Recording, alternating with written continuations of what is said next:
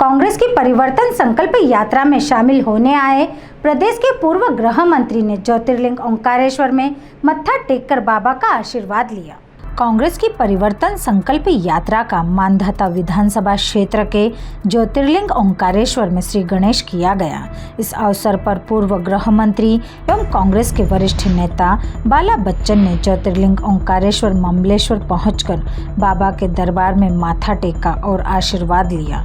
गजानन संस्थान में पत्रकारों से चर्चा में प्रदेश के पूर्व मुख्यमंत्री कमलनाथ जी के नेतृत्व में कांग्रेस की सरकार बनने और यात्रा के संबंध में विस्तार से चर्चा की। आपके साथ ठाकुर राजनारायण सिंह, उत्तम पाल सिंह, गजेंद्र सिंह सोलंकी, कांग्रेस जिलाध्यक्ष के अलावा नगर कांग्रेस अध्यक्ष गोपाल खंडेलवाल और कांग्रेसी पार्षद मौजूद थे।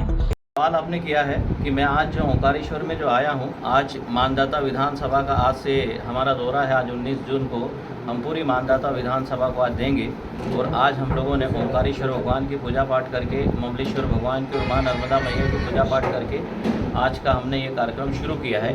तो आदरणीय हमारे राजनारायण सिंह जी जो पूर्व एमएलए रहे, हम लोग साथ साथ में विधायक रहे हैं, और सभी हमारे महानुभावों, हमारे कांग्रेस पार्टी के सभी पदाधिकारीगण और उपस्थित हमारे सभी पत्रकार साथियों, बिल्कुल आपने जो सही सवाल किया है कि मैं आज परिवर्तन संकल्प अभियान को लेकर मैं आया हूं। मैं आप लोगों की जानकारी में बताना चाहता हूं कि आदरणीय कमलनाथ जी ने और कांग्रेस पार्टी ने पूरे मध्य प्रदेश में इस तरह की परिवर्तन संकल्प अभियान जो है करीब 16 नेताओं के द्वारा अलग अलग जिलों में और विधानसभाओं में इसका दौरा करना है।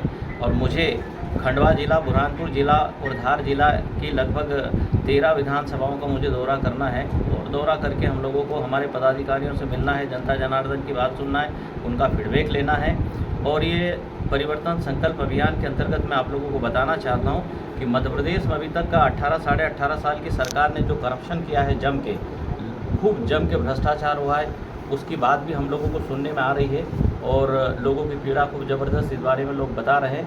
और जगह जगह जो घोषणाएं की है और लगभग करीब 22,000 से अधिक मध्य प्रदेश के मुख्यमंत्री जी ने घोषणाएं जो कर रखी है, जिन पे कुछ अभी विचार भी नहीं किया, ध्यान भी नहीं दिया, उनको शुरू भी नहीं किया है। और 15 महीने की हमारी अपनी जो सरकार, आदरणीय कमलनाथ जी की सरकार की उपलब्धियों के बारे में लोग हमको भी बताते हैं और हम लोग उनको भी बताते हैं।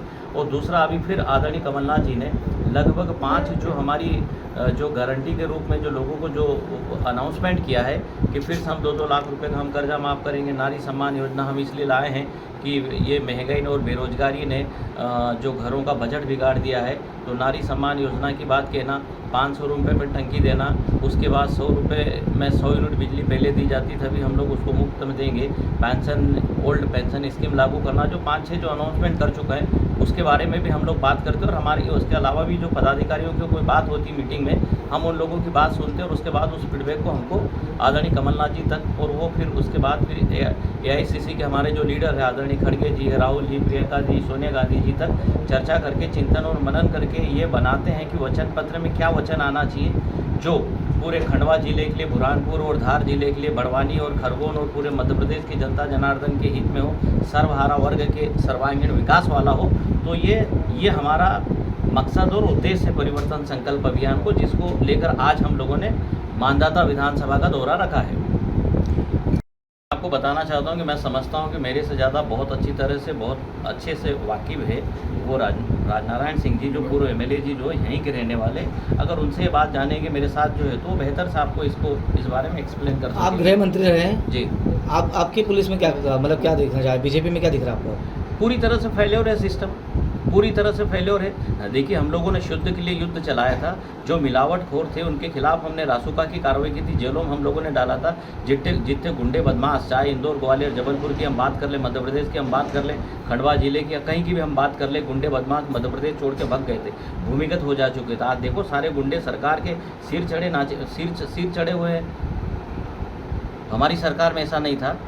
तो आगे भी जो सरकार आएगी, हम लोग जो मध्य प्रदेश की जनता के हितों की रक्षा वाली हम सरकार देंगे, कानून उनकी हिफाजत करेगी, रक्षा करेगी और उनको हम रक्षा की हम खातिरी देंगे। इंदौर में बजरंग के ऊपर लाठीचार्ज हुआ, अब सरकार बचाव में भी है, बोलते भी नहीं बन रहा, क्या कहना चाहिए? देखो, जो कानून को हाथ में लेगा, कानून अपना काम करता है, निरंतर इसकी प्रोसेस और इसकी प्रक्रिया होती है।